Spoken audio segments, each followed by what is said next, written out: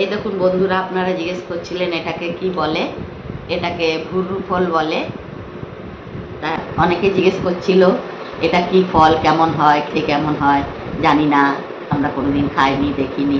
তাই আজকে তোমাদেরকে ভিডিও করে একটু দেখিয়ে দিচ্ছি এটা কীরকম হয় বা কিভাবে খেতে হয়।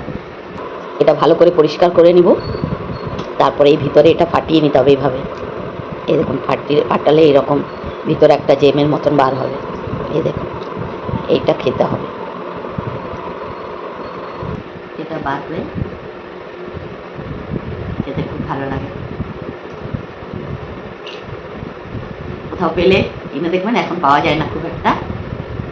মারা বলতো এই জিনিসটা একটু বড়ও হয়, আবার যদি বিক্রি করার জন্য ওরা এটাকে ভাপিয়েও বিক্রি করে, তো টেস্টটা একটু কম হয়ে যায়। একদম গাছ পাকা হলে আর টেস্টি হয়, আর একটু বড় হয়।